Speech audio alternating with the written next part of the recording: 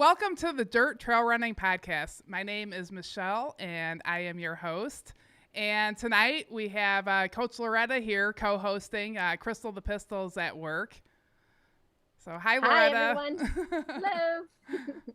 And we are so super excited to have Phil Young, the champion overall winner of Tunnel Hill 100, and just a huge supporter in the Midwest trail running community. At Hennepin 100, his running store runs one of our aid stations. Phil has many of the top 10 finishes at the 50 mile at Hennepin. He has the course record at the 50K. And I mean, our community just absolutely loves you, Phil, and we were so happy to see you win Tunnel Hill. Well, Congratulations. thank you. Thanks a lot. Thanks for saying that. Yeah. So I figured like you just kind of came out with a bang. It was your first 100-mile race, and like maybe we all know who you are, but maybe others don't. And I think that you have a really cool, I know you have a great family and business. I thought maybe we could start out by you telling a little bit about yourself and your family and your store maybe. Sure, absolutely. My wife Jackie and I, we live here in Davenport, Iowa. We moved over this way about 6 years ago. I'm originally from the Quad Cities. We were in Iowa City after college and kind of started our family there. But we moved back over to the Quad Cities to open our Fleet Feet franchise location. We have three daughters, Sydney, who is turning 10 this weekend, and Genevieve is 8, and Ivy is 4. So we got those three little girls, and we're at the shop a lot. Kind of like you mentioned before, we're at local running events, all the time, having fun and encouraging people to, get out there and reach goals and have fun and be good to one another. And we've had our store for about 5.5 years in the Quad Cities, which is a really fun community. As a young, 20-year-old, I didn't ever have any ambitions of moving back to Davenport from a hip, Iowa City. But gosh, we just loved being here and raising our family here. There's a lot of young energy here. There's a really established fitness community. We've got the Mississippi River, and we've got a lot of fun kind of natural places to good trail systems for the area. And so anyway, we love the Quad Cities. We love things that are happening here and like being a part of the community and being a part of the change. And I don't know, that's a little bit of our story. Yeah. And what about your running story? When did that start? Yeah, so that's a good one. My folks, my mom and dad, they both ran, as a means for fitness. I think my mom ran the Drake Marathon back when that was a thing in Des Moines, Iowa. That was her one and done. But they both, they ran the Big 7, which is a big, at its peak, 10,000 people, big road race here in Davenport. So I grew up kind of watching them do that for fun. It was never like this big lifestyle thing, but it was definitely a part of the things that my parents did. And so I saw that and probably ascribed to it or aspired to it rather. In junior high and high school, I thought I was going to be Michael Jordan and Ryan Sandberg, and I was going to be. It's what every stupid kid thinks. So they're going to be the best, at the team sports, and that never panned out. But I started to realize that I was maybe a little more prone to being good at running because you didn't. It's just a little more from like a gifting perspective. It's a little more blue collar, right? Like you don't have to be super naturally talented or gifted, athletically to be able to work hard and try hard and not quit. So I had some of that in me, and so I started to show up to the 5Ks and run the 1 mile thing, that my parents were going to, and I honestly, before my freshman year of high school, I didn't know that cross country, that those were two words that you put together. I had no idea what that was. We didn't have a junior high program or anything. So that was a brand new thing for me in high school. Um, I was good, but not great. But loved the community, loved the sport. Wanted to be great. Wanted to maybe think that I was great. And so I tried to walk on at the University of Iowa, which didn't function. I was not. I just wasn't cut out for it. I wasn't fast enough. Um, and there was actually, I mean, depending on how much time we've got here, part of my story into how I found the longer distance running is I really I really wanted to make that team at Iowa, and when I didn't, I was heartbroken, and I was kind of lost for a season of life, and it wasn't running that like saved me, but I started to just train and enjoy the sport, not as a means to an end, but just as an end unto itself, and started to really enjoy it and enjoy working hard and going out on Saturday mornings and doing my own thing, and showing up to road races. I remember the first time I won a race, I thought like, this is incredible. Like, where is everybody? Like, am I really winning this stuff? And yeah, fell in love with the community aspects real fast, and looked forward to seeing people every weekend at this stuff. And I ran my first marathon my junior year of college. I ran Chicago. I went through the first 20 miles blazing fast like every idiot first time marathoner, and I walked a 10K like really hard. I was in the gutter like so bad. The lights were out. It was so terrible, but that was my start into the marathon. And I could, my wife would attest, I could tell you probably after my first 5 marathons, I always said, I'll never do this again. And there's no way I'd ever run further than this. Like, this is the dumbest. Like, people who do that are dumb. So that's where I was for a while. And then, man, I kind of had an interesting season in life. I'd kind of found myself unemployed. We had one kid, one on the way. I was signed up to run the Chicago Marathon. And I was kind of getting kind of fast. I'd probably run, I don't know, 229, maybe the year before. And so I was gunning to try to run faster. And, I think most well, I didn't run in college, but most post-collegiate guys, it's like the Olympic trials, like if you can do that, you did it. So I don't know. I think I had thoughts of doing something like that, but yeah, unemployed, didn't really know what to do, didn't have the money to go run the Chicago Marathon. So I called a friend, Scott Gall, up in Cedar Falls, Iowa, who's got a really neat store, the Runner's Flat. He was hosting a 50K up in Cedar Falls, Waterloo, and I asked him if I'd come run. So he, instead of paying to go to Chicago, through the roof, I drove to Cedar Falls, no hotel, ran the race for free, won the 50K, won $500, and I thought, whoa, first of all, just financially, it was a really big swing in a time when we needed it. But I thought, gosh, that was something, like the trails were something, and the longer distance was like a ton of fun. And that was my entry into the sport, specifically with ultra marathoning. And I don't know. What year was that? That was the fall of 15. Okay. 2015. Yep. So all of a sudden, it's a while ago. Yeah, fall of 15. And then, so the store opened shortly after that. Yes, yeah. So that was in October. I kind of signed on the dotted line maybe late November.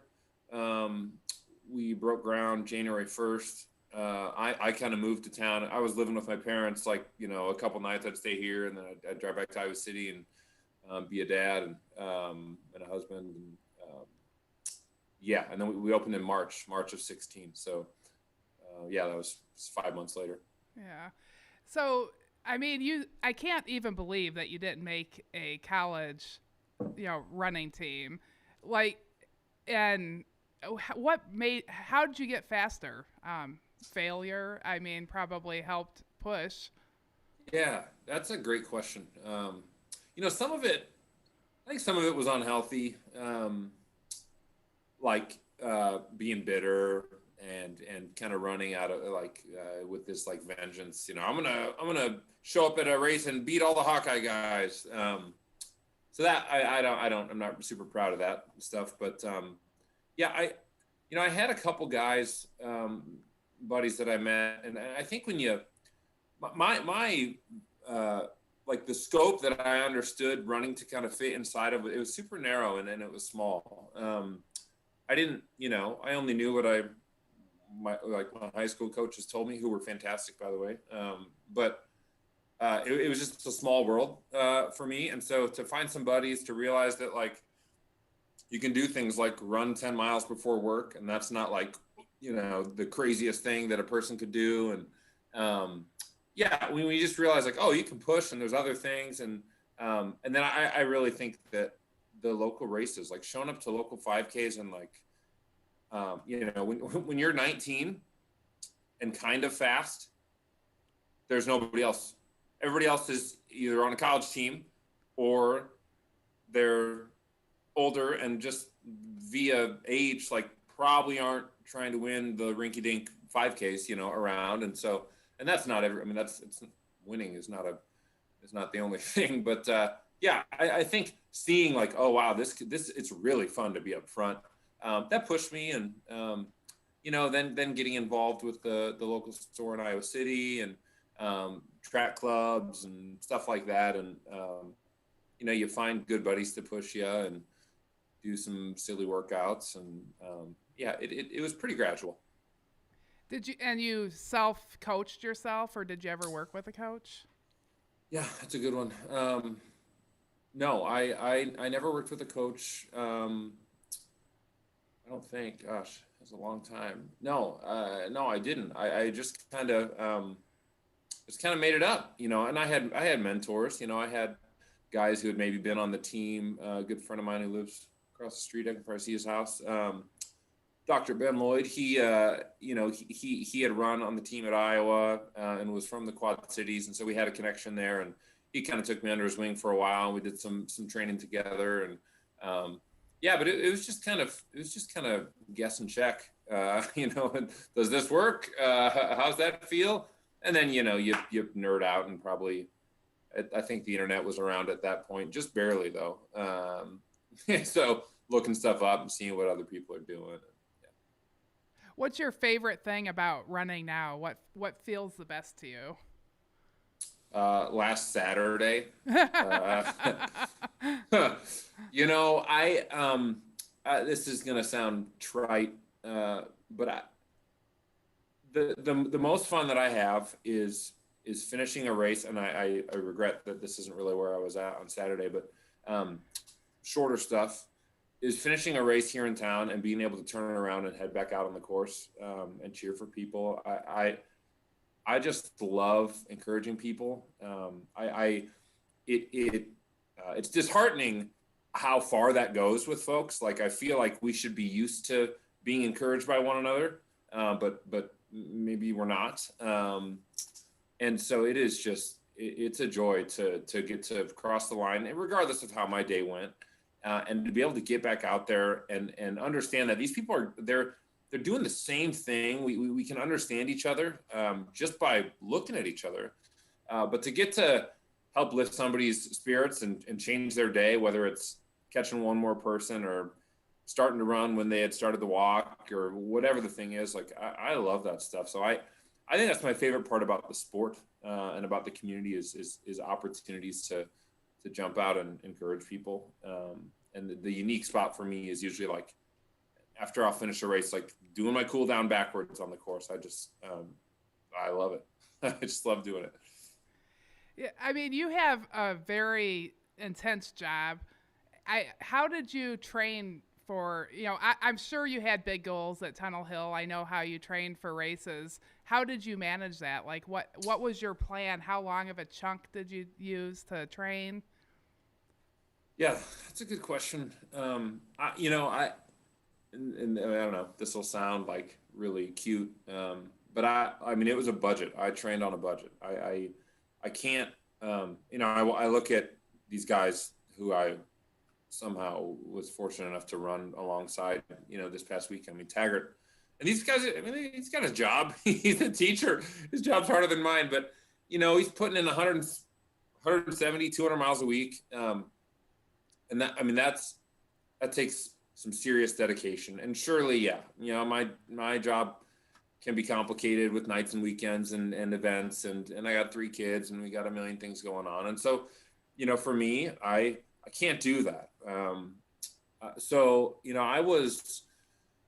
I think I peaked out at 100 miles one week when I accidentally had a long run like on a Sunday and then on a Saturday, 6 days later. But I probably averaged 75 miles since I don't know, April 1st. So it wasn't. I mean, it's a lot. It depends on who's listening, but it's not a lot comparatively. So, I had to pick my battles. When I could, if I needed to get a long run in and I had to work or help put a birthday party together for a kid, like I was up at 4 and I ran for 4 hours by myself and then got to work, and that's just the kind of stuff that I had to do. And I was pretty happy with the amount of like longer efforts I was able to put in. I think I had this is the most that I've done. I probably had 12 to 15 runs over 20, since April. And mixed in there is the 50 mile at Hennepin, which was my most meaningful training moment.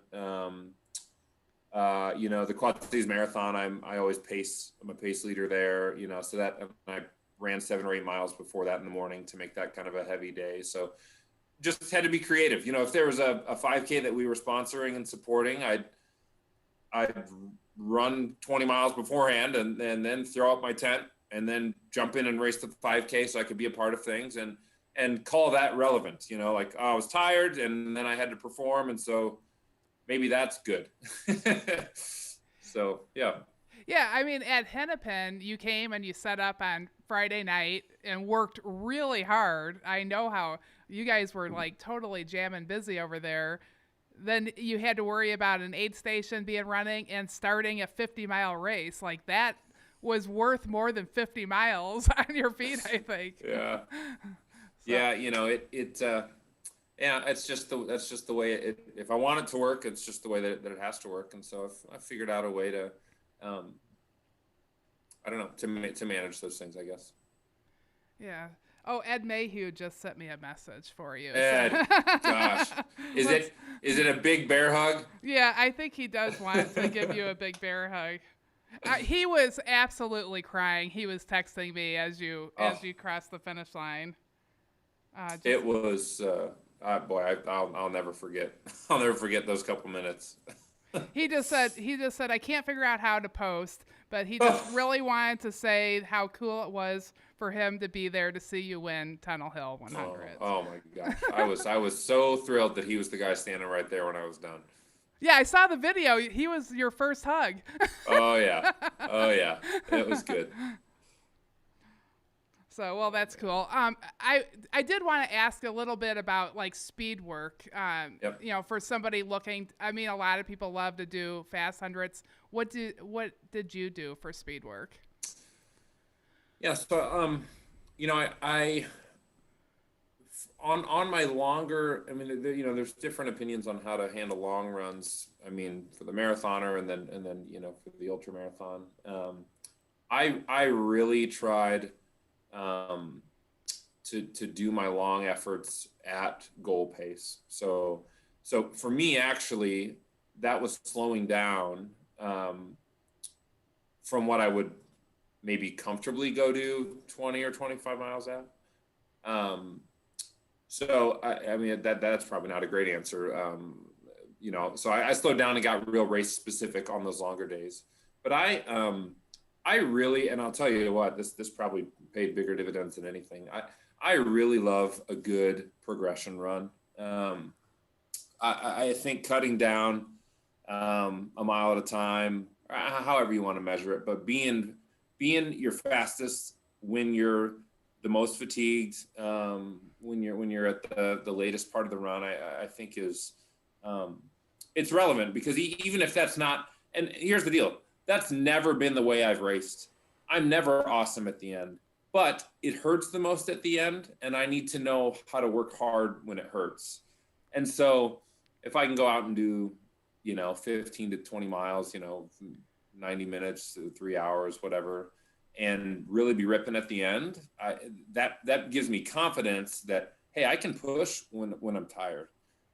Uniquely, my last mile was my fastest the other day, and that's never the way that it's gone, but it happened to work out. So yeah, I think long steady efforts where you're in control of the throttle and really just becoming aware of perceived effort and how that relates to the pace that you're getting. That's a big one for me. And then I also I race my way into fitness a lot. Well,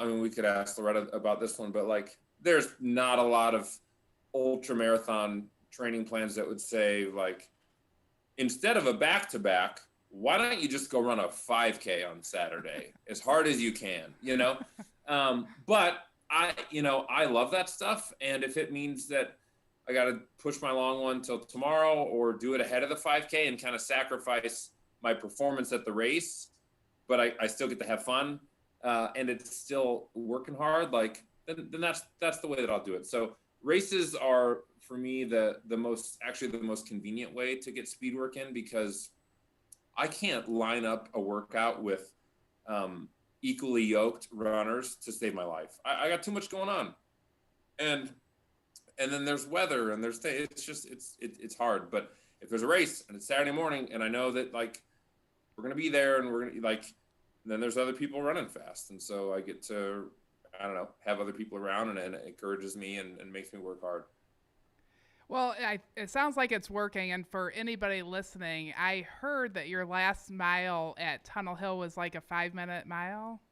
It was in the fives. I don't know. I mean, it's bizarre. To get into that a little bit, I had discovered, I mean, my day was going bad from 50 to 60. I hit a really rough spot, which praise the Lord for the Hennepin 50. It was such a wake up call. Oh, I forgot, this stuff really hurts and it can go really bad and you can't quit, man. And I mean, Michelle, I was asking the aid station workers at your race for their cell phone. I need to call my wife. I quit. I hate this. And then I didn't, and they were jerks and they didn't give me their phone. One lady said some mean things, and so I kept going. But that helped me realize, hey, it's gonna get hard at Tunnel, and that's okay. That's a part of the deal. So I had a rough spot, in the middle of the race. I was able to weather that storm, which was awesome. My wife was a huge help as my crew, and honestly, just hearing people thinking about, I'm gonna have to tell my kids that I quit. My ranking on Ultra Sign Up is gonna go down because of a DNF, which is stupid, but thanks Ultra Sign Up for that little thing. Anyway, so I fight through the hard time, and then we're talking about my last mile. So, I'll get there. I swear. Yeah, well, I mean, not to jump to your last mile. I just wanted to make sure that everybody knew that you got the last mile. Well, yeah.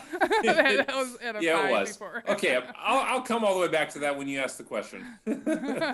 Well, no, that's but I think that, well, Bonnie Bush is on here and she says hi, and James hey Bonnie. James Shoick and Brian Pope all are, and Clark P. There's all kinds great of people. Great people. Yeah, Bonnie Bush can teach us everything. Oh yeah, Bonnie, she can do it. Yeah.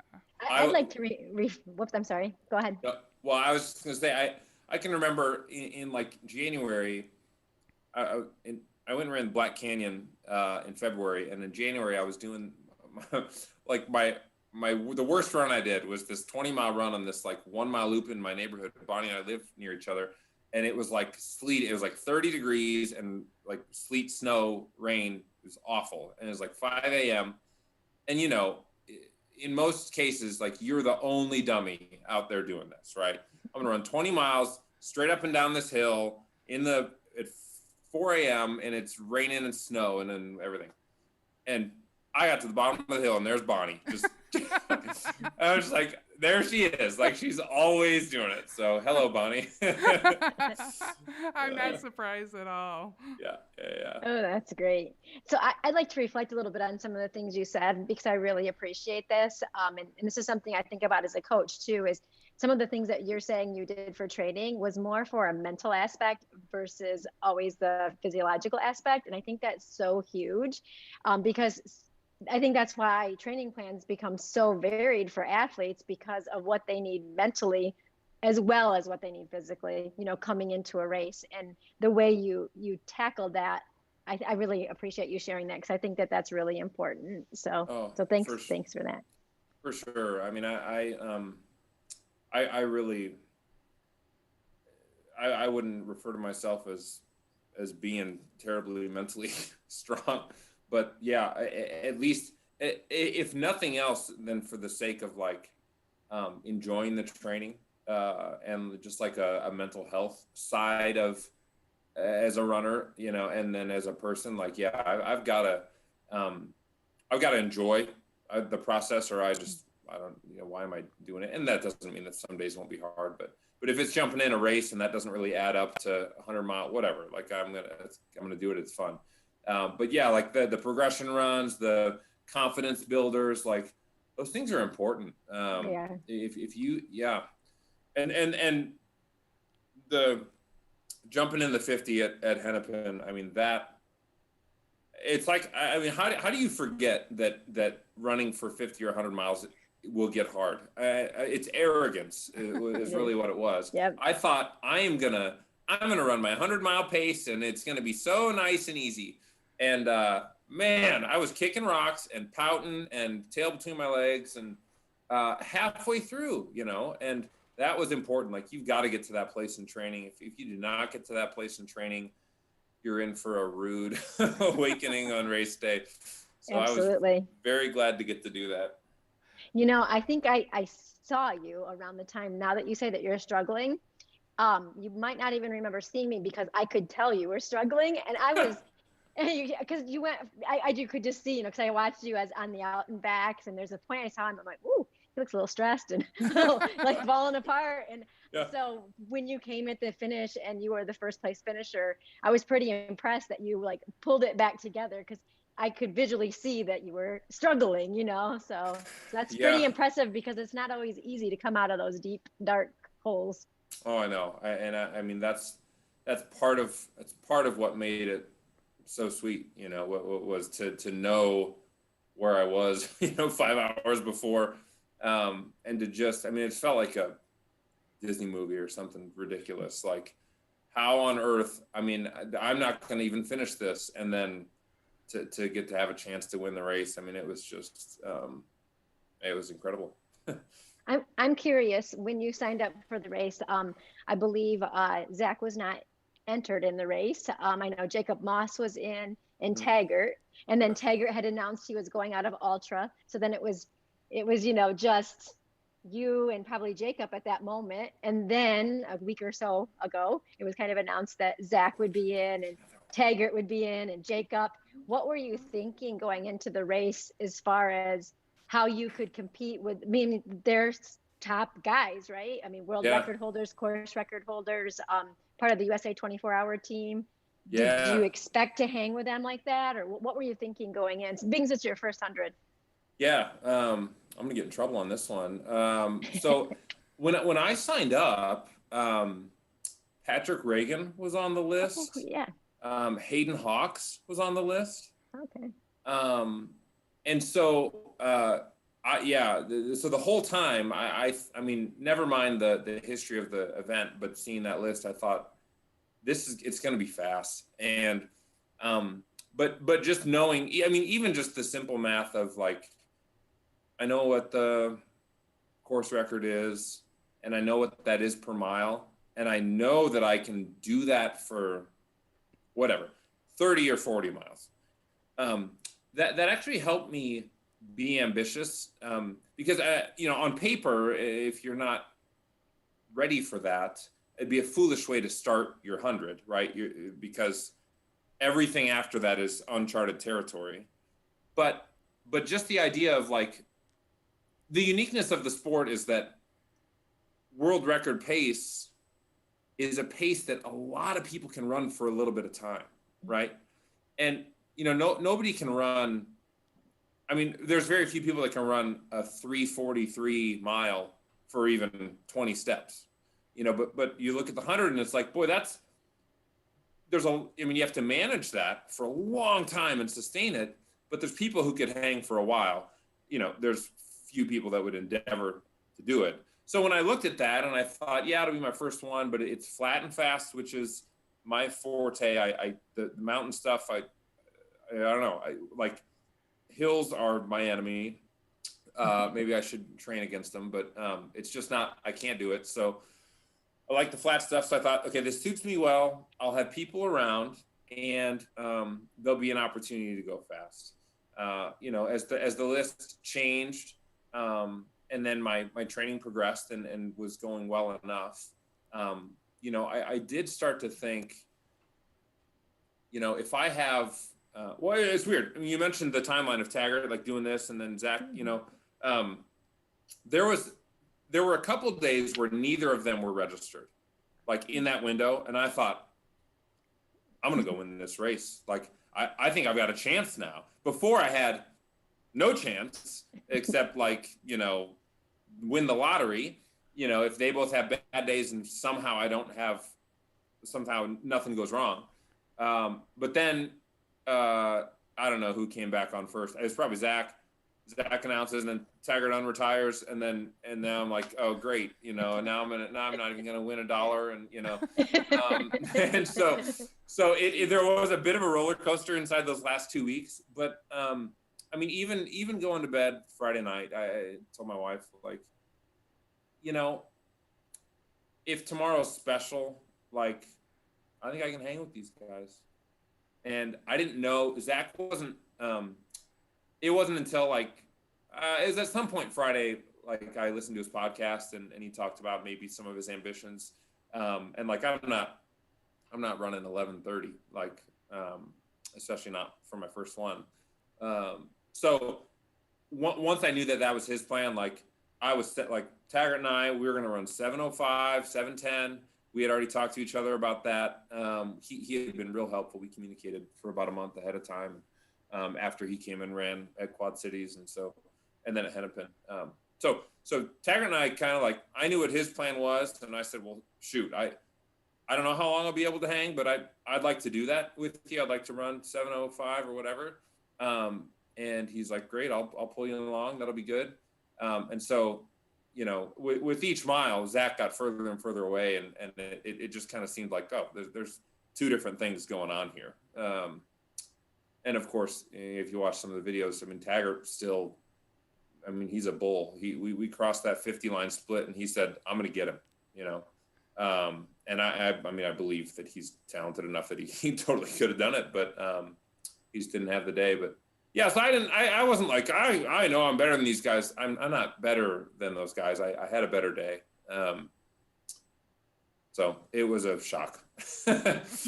So were you going in? The long answer. So what were you going in for your race strategy? Was it even splits? Is that what you were kind of shooting for, was to try to stay even? Yeah, I thought, so I know Taggart had talked about staying right around there, this kind of 7:05 to 7:10 through like 70. And then he felt like his fitness was at a point where he could have run some 6-minute miles to catch Zach, up until even the last 30 miles. And so, that wasn't gonna work for me, but I thought I'm gonna stay the course and stay real steady and front load my nutrition like crazy, and be really cautious, really controlled, keep my heart rate in the basement, and just see how long, because at the end of the day, if I'd have kept running 7:10 or 7:15 the whole day, we'd be having an even different conversation here today. Right. You know, Sure. so that's plenty. That was plenty of a pace. So I thought I'll do this as long as I can. And what's funny is I was feeling great until like 48 or 49, and as Taggart started to leak away from us, just by a couple steps, he's like, "Come on, guys," and I was like, "I don't know," and we came into 50, and my wife was giving me my stuff, and like I left her crying. I told her, I was like, "Babe, I'm cooked," you know, like, and I was scared, and 50 more miles, and you feel like stuff's falling apart. But yeah, the plan was to stay as even as I could, as long as I could. How did you rally to get past that? It's funny. I think it was. I mean, I'm 51 must have been just like slower. I wasn't in the dumps, but it was like I was probably eating something, and I probably had like an 8:30 or an 8:45 or something, and then but then 52 was like, oh, here it comes, like it's coming, and it's going to be bad. I also started to have some really severe like posterior tib shin pain, which is it's not like a trouble spot for me, but it's familiar. And I'm still trying to discern like chicken or the egg. Like, was that convenient? Was that like going to be my out? But it was sharp, and it was 3 out of 4 steps. I was feeling it. And so I thought, okay, I'm dying. This feels dangerous on my leg. Like, I don't want a stress fracture. I don't want to, I don't want that. I don't want to do permanent damage. And so I thought, boy, I'm going to have to limp my way to 55. My wife she's not going to be at 55. She'll be at 60, but I'll call her and say, come get me at 55. And so the strategy that I've decided works for me, that I've had to practice, 3 or 4 times. Here's Ivy. Hey, Ivy, you want to be on TV? Is like, are you good? Bluey, I don't know. Bluey, guys. There's a promotion for Bluey. I'm ready. I gotta stay in here. Can you keep watching Blippi? And this is great. It's live uncut. Yeah. So anyway, from 52 to 55, I'd walk the first 10th of each mile, and then I'd run the 0.9. And once my watch beeped, and I walked. And my leg wasn't feeling good, but I was trying to keep the walks at like a 14 or 15, and then the runs were probably 8, and so I was getting 9s or something. I got to 55. The guy asked me, "What do you need?" And I said, "How far is it to the next one?" Because I'm trying to decide, like, what are you doing? Like, and I'm just waiting for someone to say, like, "Are you sure you're okay?" Like, "Do you want to quit?" And I asked, "How far?" He said, "That's 5.2 or whatever." And I was just like, "Give me a cup of Coke and I'm out of here," And so I was pissed off, and so I just kept going. And somehow my energy levels started to rally. And it had only been like 4 miles of dark energy levels, and so my leg really still hurt, but the next 5 miles were okay. And I came into 60 and saw my wife. I was relieved to see her, and I told her what was up. I was like, I'm really thinking about pulling the plug. Like, I don't feel good. I did just have a couple good miles, but my leg it's not feeling great. And she's like, "I'm sorry, you can't quit. You told me that in the car." Like, and so what are we gonna do? And so I went to the bathroom. I changed my shoes, which was actually a big deal. I changed to something a little more structured and stable. Excuse me. And I slammed a Red Bull. That's kind of my magic juice, and did a little bit of like the first food that wasn't to plans, like some chips and a pickle and the stuff that I save and that kind of makes me feel happy.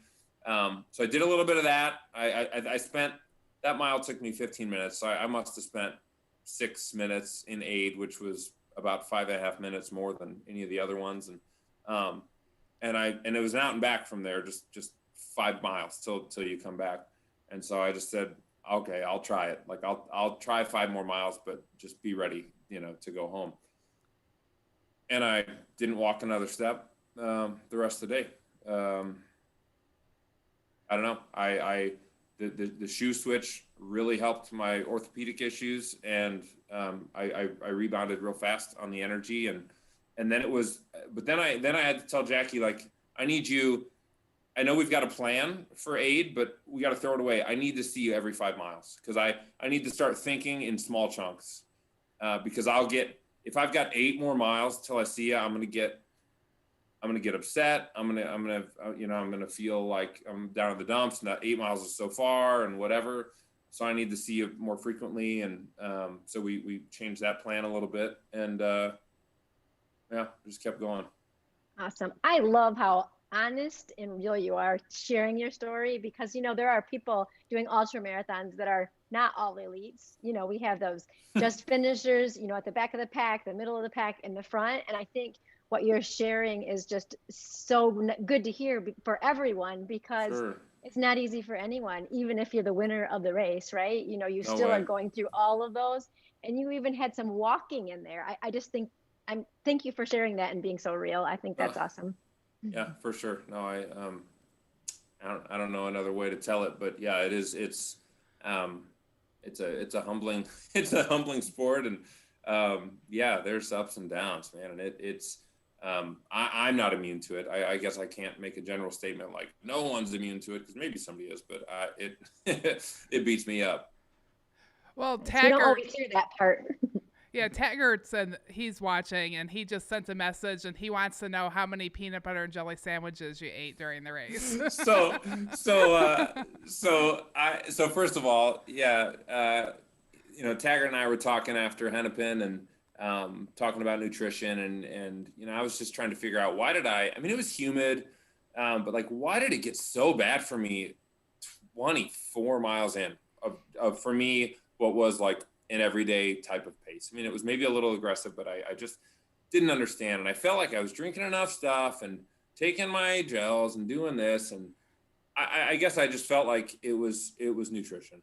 And so we talked through that a little bit. He's like, I do this and this and that, and kind of shared his plan. And I thought, well, you know what? Like, I just need to be more scheduled, and I'm going to try some of that stuff. So, the Uncrustables, the Smucker's Uncrustables, I mean, they're just a delight, anyway. So, I bought a couple boxes and started training with them and seeing, like, can I eat this and run? Can I eat this without water and run? Can I eat 2 of them in an hour and not have to go to the bathroom?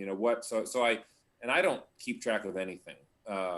So that was hard for me to like pay attention in training. But to answer the question, the reason he's bringing that up is because I ate my first sandwich like 4 miles in. Like, we're all just jogging around, and he's like, "You're already having a sandwich?" I was like, "Yeah, I got to start eating now." So I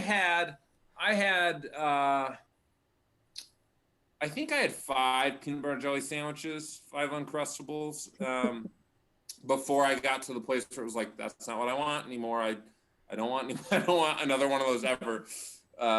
Isn't that funny? Like, now I can't look at them. But I think it was 5, Taggart, 5 sandwiches. Well, but for a second, I was going to do a shout out for a sponsorship from Uncrustables, but I guess that just went in the dump. Yeah, I mean, I love those sandwiches so much. It's all I want to look at. That's awesome. So after you had that one down part, you just were able to pretty much just keep your pace that you had planned on doing? Yeah, so I had, kind of the 5 miles at a time deal going. The first, and I hate this part of of the sport, but the first thing that kind of revved my engine a little bit was first of all, the out and backs are amazing. Getting to see people, based on the story I told you earlier, like it helps me getting good job, you got it, all day.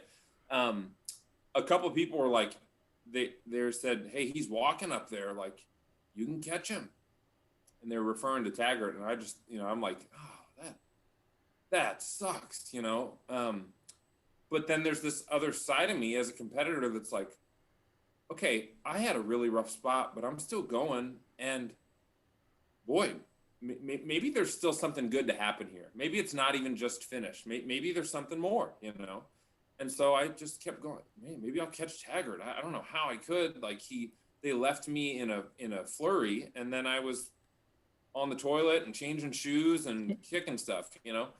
So that was the first little thing, was just hearing that there was hope, like positionally inside the race. So I caught him and just tried to encourage him, and just kind of heard what was going on, and so that was step one. And then making it to 75 after stringing together 10 miles that were all underneath 8 minutes, I felt like, whoa, I tried to quit and then I didn't, and now I'm back. And so I've only got to run 24 more miles, and like I think this could be okay. I think I can finish. And I was looking at the clock, and I thought, I've got 3 hours and I can break 13. And so then I was really fixed on like, it's 8 minute miles.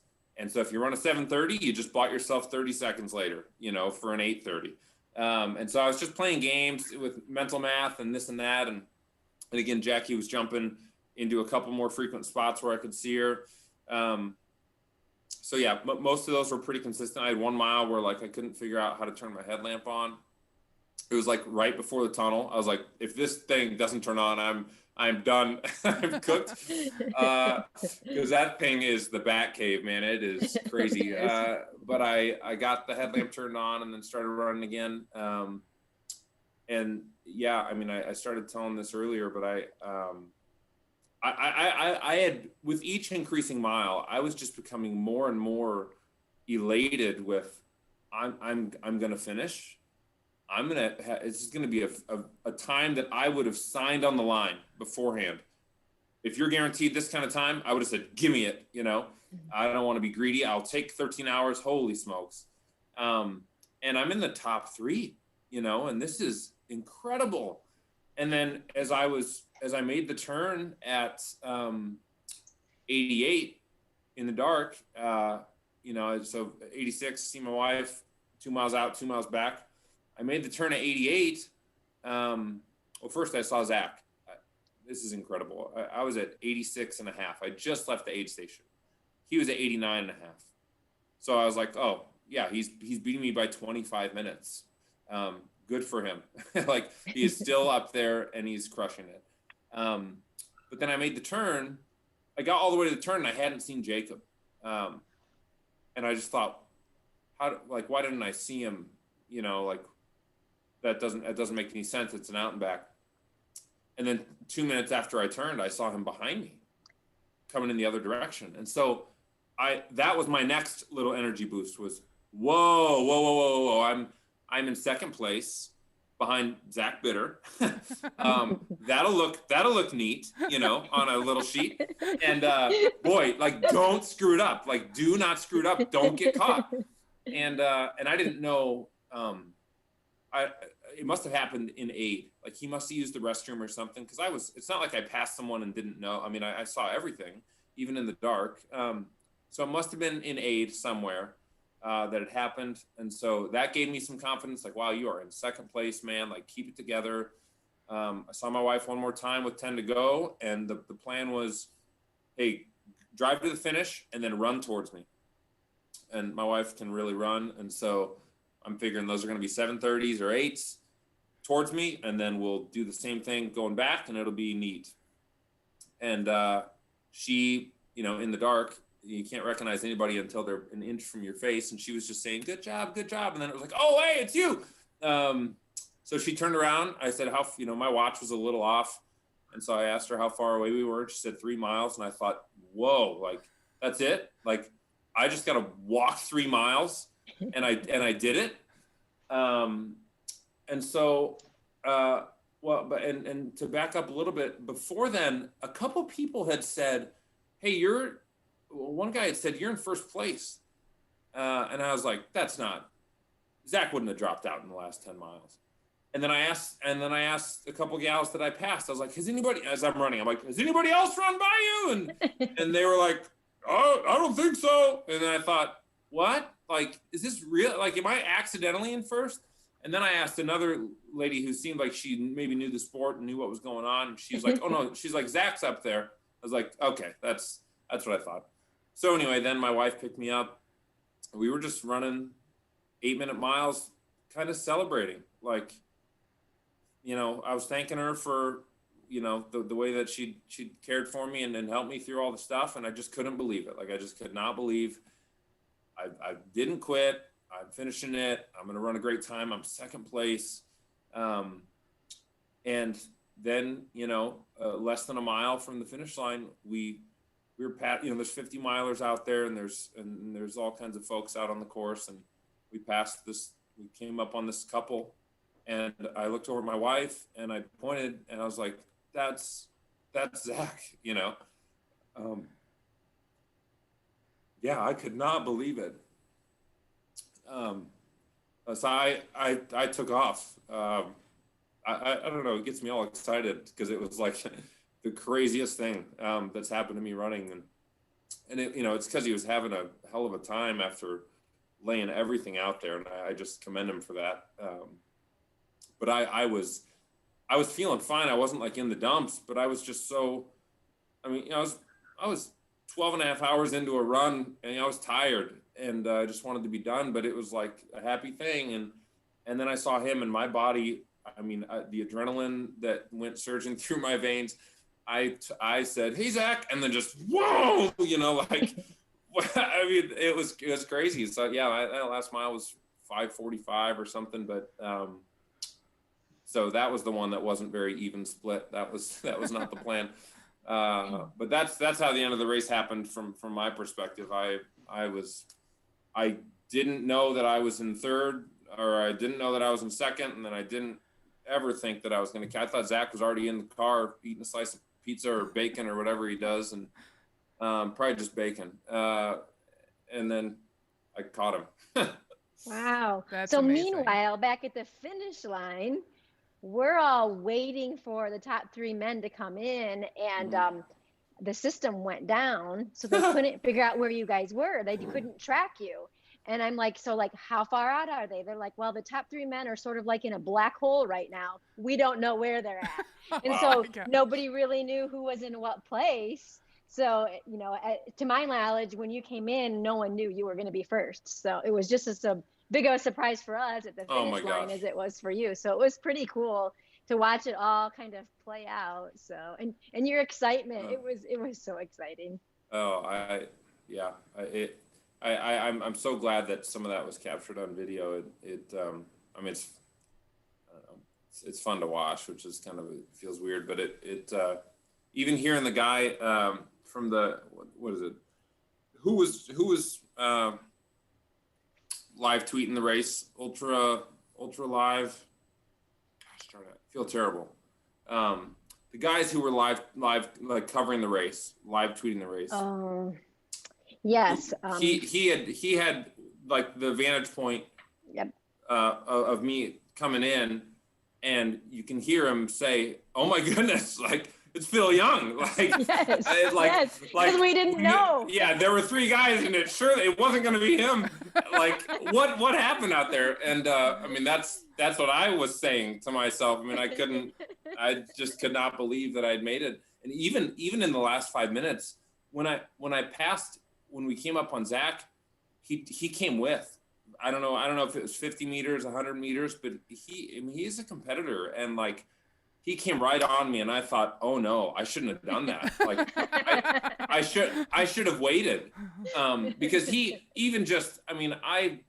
not racing 5Ks all the time, and I am, and I was at that point having a better day. I was feeling better than he was, surely, just by the nature of me coming up on him. So I'm running as hard as I can through the woods, thinking I shouldn't be doing this. Like, I should have waited, and got him right at the end. And I wasn't going to turn around and look. I'd trip and fall. And and you don't turn around and look. I don't know. And so when I got out of the woods and realized like I'm clear, I couldn't believe it. Yeah. So incredible. What was your wife thinking at this moment? Because she had been running with you, and now you're bolting to the finish. What did she think? So she, I gotta ask her about this, but so the initial response that I was aware of was Zach staying on my shoulder. That was the first thing once I went past, I was like, oh boy, he came with. But then the next thing after that sensation kind of went away, the next thing that I remember, so my wife, she was running with her phone and just playing music like out the phone. And I heard the music like trying to stay with me. And I thought like, what? Like, all right, and but I'm not like, hey, babe, like, are you there? You're like, that's not what I was trying to do. And, but then it went away. And so I thought, well, that's probably normal because I'm running, really, really fast. And but yeah, I mean, if she was telling the story, I mean, like, yeah, I dropped her. I dropped her real hard. I wasn't trying to go for a nice run with my spouse. I was trying to win a race. So, yeah, it was pretty funny. But she kind of when I pointed up at Zach and was kind of like, Jackie, like, let's scoot over, like, because I got to go. And she looked at me like, yeah, because there's even video of she was helping Zach at aid, and she had talked to Nicole and like that. So she was very aware, even in the dark. So she was like, yeah, that's totally them, man. And yeah, I don't know. So when I turned around after giving Ed a big hug, the next headlamp that was coming, I thought would be Zach. And so I'm shouting, come on, like, and is my wife. she was next. She was next. So that was you guys went funny. 1-2. How about that? Yeah. That's awesome. Yeah. That's awesome. It is awesome. She was probably a little disappointed that she missed the finish, but Yeah, I guess yeah. maybe, she had to see in video. Yeah, it was that was not a part of the plan. Did you get the video, Loretta? Yeah. Oh. Yeah, my husband took the Okay. video. Yeah. So yeah. Yeah, that's absolutely great. So did he put that whole, I mean, that 8-minute video? Who did that? His was more like maybe 2-minute video. Okay. The what's the thing that you shared today, Michelle, or commented on? Yeah, Chris. Yeah. He posted it. Chris makes a lot of videos. Was Chris at the race? Oh, yeah. He might have made it. I don't know. I just assumed he made it. I didn't watch it since I was getting ready for the show. Yeah. Did you watch that? Phil? Yeah. It was really it was a cool video. It was great. What I kind of found to be funny is like there's a point in the video where yeah, forget about Phil, like because he's way off the back and he's listening to the top 3 and it's like I'm not a part of this conversation anymore. But right. the joke is there's hours and hours left and this stuff it evolves and yeah, it was a pretty, and it's cool for me to show my kids and like my family, my folks and stuff. It's a fun way to get to remember that and let them kind of experience some of it, Yeah. What do your parents think of you running 100 miles? Yeah, I haven't. What a ridiculous time! Like we've texted. I haven't talked to them verbally in the last 2 days, but yeah, they, I mean, they're proud of me and those things. They were a huge help with our kids while we were gone. I mean, it's a logistical, just a circus to try to take 4 or 5 days away, and we got birthday parties and dance lessons and all kinds of stuff to get everybody to. But so they were a huge help and a support in that way. And yeah, they love all the stuff that I'm doing. If I quit or I get last place or I win, it's all the same. But I know that they like seeing me enjoy what I'm doing and find success in it. And yeah, so I feel super supported. And yeah, that's really great. Yeah. Do you, I mean, how are you feeling now? Are you you look great. You look recovered. Adrenaline might just keep you.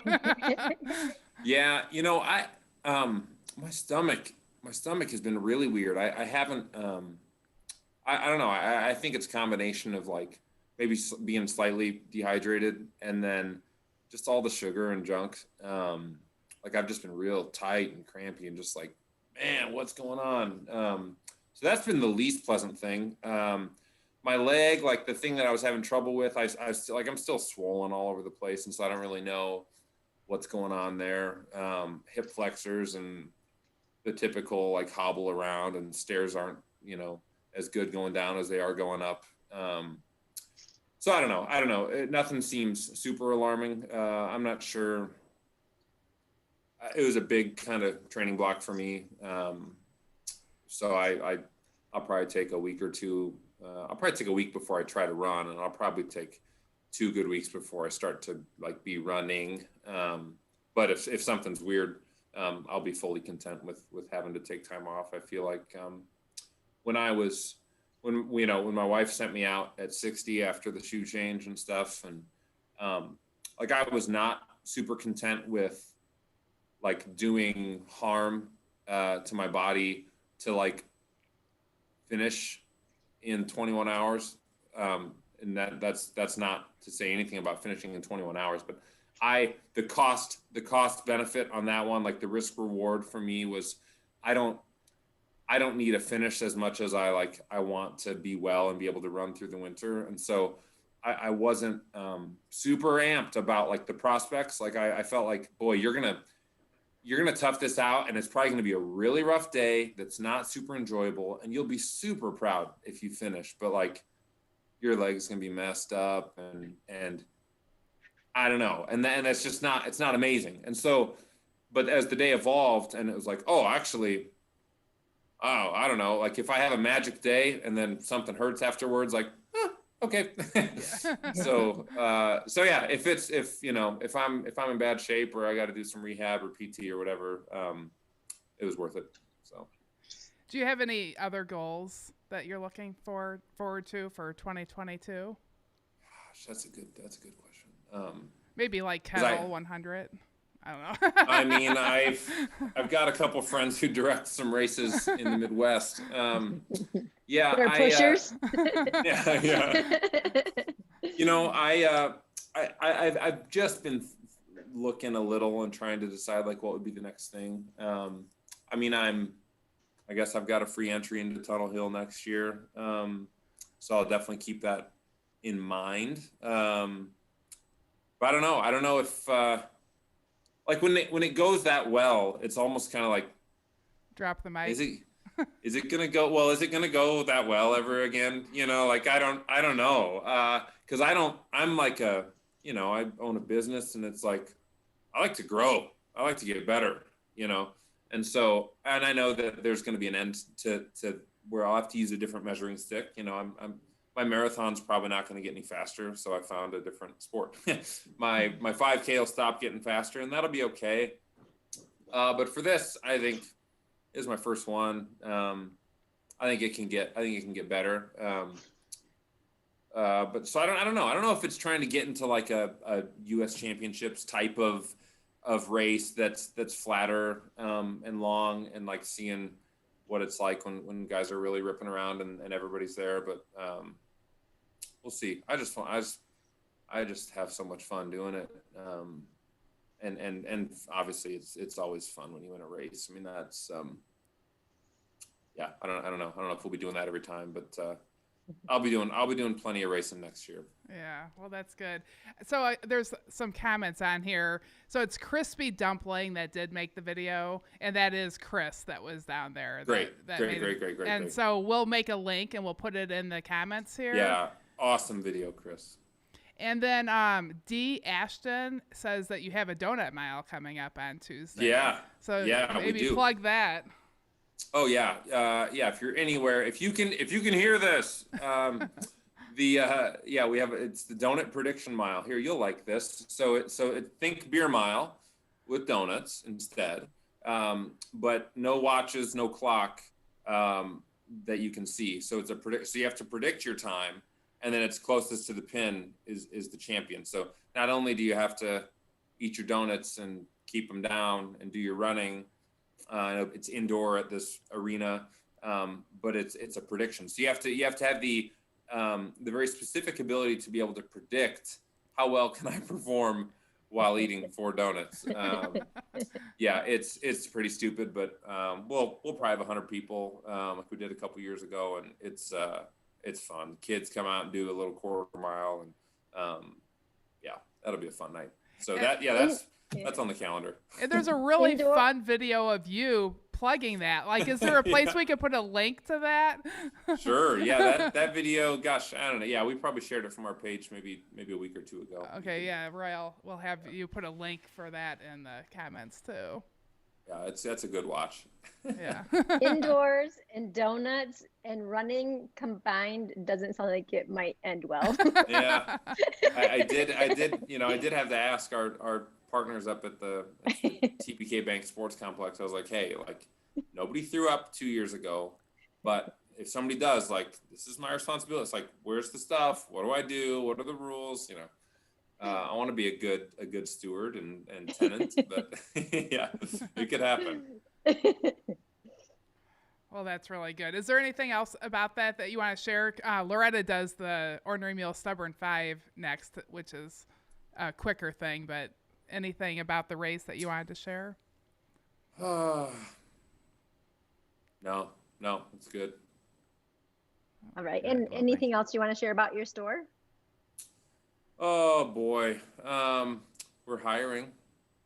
Yeah, along with everybody else. No, man, we just love to serve people. I think, I mean, if you're listening to this, you're a nerd. You know, you're deep into the running or the ultra running or the something culturally about endurance sports. But we serve so many people who aren't running. They just want to be comfortable. Folks who are on their feet all day at work, people who are recovering from orthopedic issues, and kind of everybody in between. So we've got a real caring staff and a really unique, fitting process to make sure that we get that stuff done the right way. And yeah, you don't have to win a 100-mile race to shop at our store. You do not. Yeah, that's not who we are. So. Okay. Well, on to the Ornery Mule Stubborn 5. So Yes. These are coming off the top of my head tonight, so I might need to be some backup here, Michelle. But Okay, I found the list. Crystal normally does this, so I have. This might be an old list, but that's okay. That's okay. So let's start off with tell us something about you that people may not know. Oh, okay. Let's see. I'm so bad at this. The first time that I went snow skiing, I was in like 7th grade. I had to practice on the little tow rope. I'm a total dummy.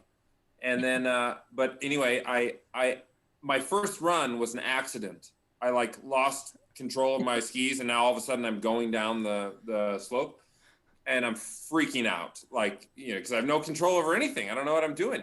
And I wiped out 2/3 of the way down, feet over my head, skis flying everywhere.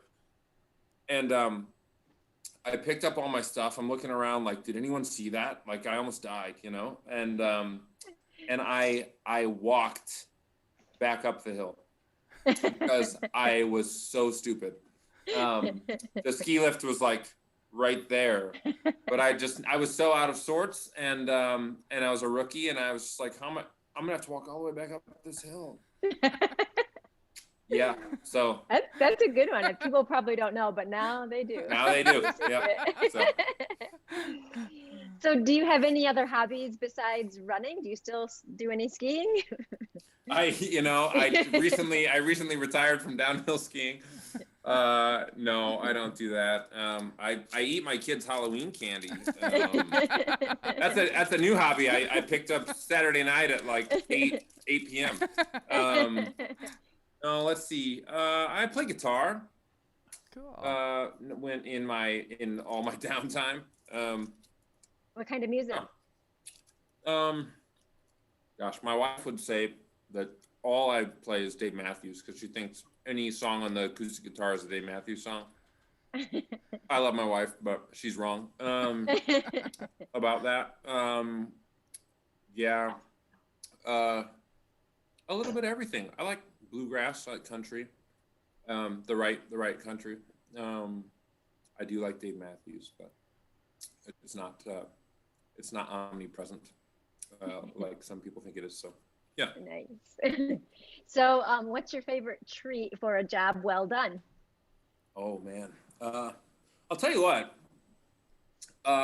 Normally pizza and beer. And I've been pretty unsatisfied with the back end of this race because I had a pizza the night before the race. That's the secret. And you got to eat pizza, guys. But so then I didn't want a pizza afterwards. So we went and got burgers, and that was great. But the beers that I brought with, something was wrong. Something was wrong with the beers. It was from a small little microbrewery, and like there was like over carbonated, and I think that was part of like what has led to my stomach stuff. I'm just discovering that because I cracked another one open, to get ready for this, and I was like, no, I can't do this.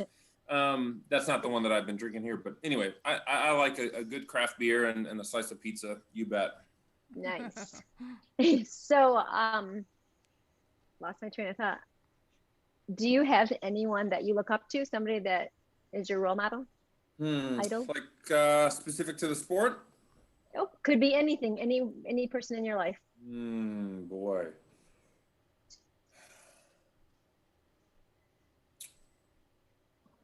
Man, is it okay to say no? Can you say no and not it's okay. arrogant? Like I just don't have a guy or a gal. Like I just I don't know. Say your wife. Say your wife. How about She might be listening. No. I look up to Jesus. I think that he is admirable. And more than that, but yeah, I don't know. I just don't really. I'm not really a fanboy of anybody, and I mean, I could point to a ton of people in my life that mean a lot to me and have been inspiring in moments, but I don't. I mean, the fact that it's taken me 3 minutes to not answer this question would suggest that no, I don't think I have anybody. I think Jesus is good. good. It was a great answer. It was okay. Jesus is good. Yeah. So if we were to go into your closet of running gear, who would we think is your sponsor? Oh, boy, this is important. Gosh.